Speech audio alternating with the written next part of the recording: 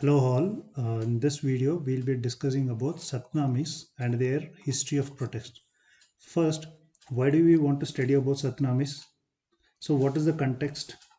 So, the context here is, recently a large group of from the Satnami community in Chhattisgarh, it's Baloda Bazar district. They have engaged in extensive vandalism.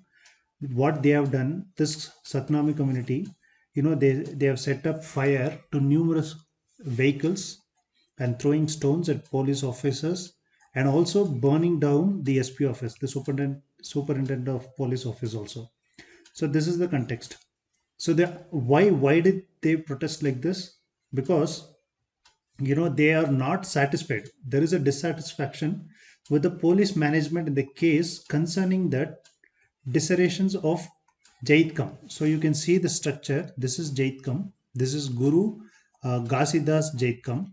So this is a sacred structures and significant to Satnami community, and that is why the Satnami community is demanding for an CBI investigation. So this is the context. So now we will understand who are these Satnamis, what is their origin, what is their history, and what are the revolts in the history. Okay, we'll also discuss about these things. Here, let's understand who are Satnamis. So so originally they are a militant sect of Hindu worshippers. They are a militant sect. This Satnami sect, this was founded by a saint named Birban. He found this in 1657 in Narnaul in Haryana. This protest happened in Chhattisgarh. Okay, but Satnami, this group was found by Birban in 1657 in Narnaul in Haryana. So the major religious activity of this sect is to majorly they used to chant and meditate on a true's name Satnam of God, and this is especially Rama and Krishna. So they usually their primary activity, that is the major religious activity is to chant and meditate about Rama and Krishna.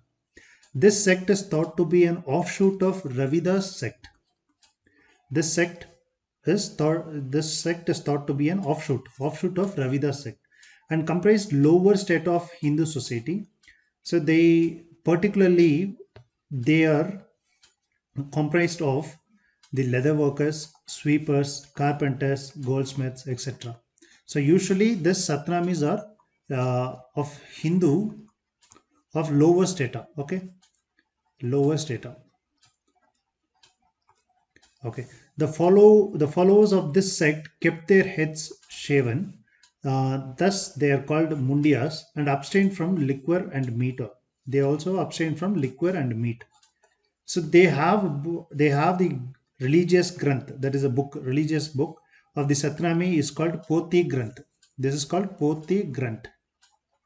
Poti Granth is their religious granth. Now we'll understand what are the principles and the influence of the Satnami. Satnami usually emphasized on three main principles. The first one is adorning the attire of Satnami devotees. Second is earning money through proper means. So we have to earn money through proper means. And third one is they don't tolerate on any injustice or oppressions in any form. So these are the three main principles. Okay, these are the three main principles of Satnami sect. Okay, now we will understand what happened we'll understand about the Satnami revolt which happened in 1672. So this was during this period, Aurangzeb is the Mughal emperor who was ruling India. So then 1672, okay, this was triggered by Mughal soldiers killing a Satnami, leading to a widespread revolt. Not only this, the reason including there are many things like during the Aurangzeb's reign, there were some policies. One is the revival of jizya tax. So we all know that this jizya tax is nothing but the tax levied on non-Muslims.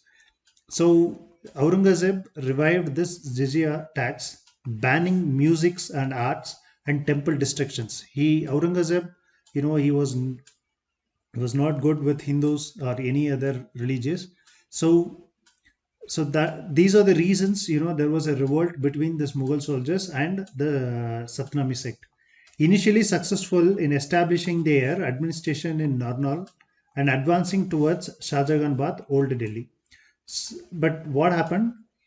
Uh, you know, this sect, this revolt, Aurangzeb just suppressed this revolt, and uh, he personally commanding troops with artillery. He personally, suppressed this Satnami groups.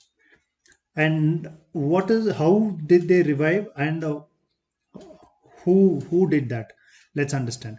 Okay, the revival and leadership under Jagjivan Das. Jagjivan Das.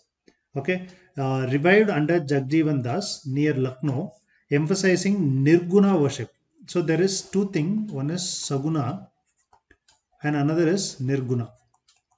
Nirguna and Saguna worship. Here Saguna, they give form for, they give a form of God, but here there is no God formation, God's form. Okay, here you will have some kind of form for a God, but here there is no form. So they, this revival, under Jagjivan Das, this sect, they emphasized Nirguna worship. Okay, and also promoted worship through self discipline, but did not advocate for the elimination of caste.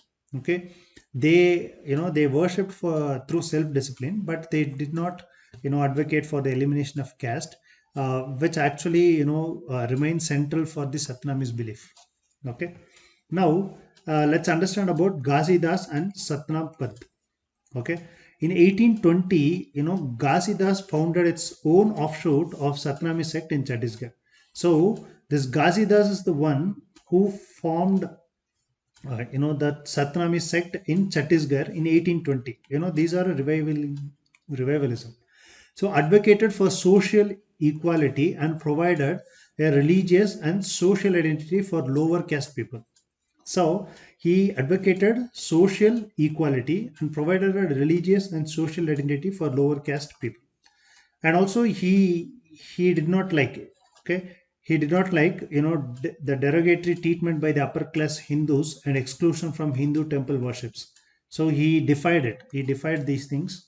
Who? The Ghazidas. Okay, because he is the one who found this sect in Chhattisgarh. Now, Jatikam and Giratpuri. Okay, Giratpuri in Baloja Bazar district, Chhattisgarh, is the birthplace of Ghazi Das, and also this place is a pilgrimage center. You would have seen that image in the first slide about this Guru Ghazidas Jaitkam. It is a 77-meter high tower, and it's a significant landmark and a pilgrimage site for Satnamis. So Jaitkam symbolizes their distinct sectarian identity and is an object of worship also. Not, presently, the Satnamis primarily reside in Chhattisgarh, Delhi, and also in Uttar Pradesh. So, become a permanent subdivision of Hindus in the central provinces during the British period. So, during the British period itself, they become a permanent subdivision of Hindus in the central provinces. So, we had different provinces. So, in the central provinces, they were a permanent subdivision of Hindus. So, that is all. Thank you.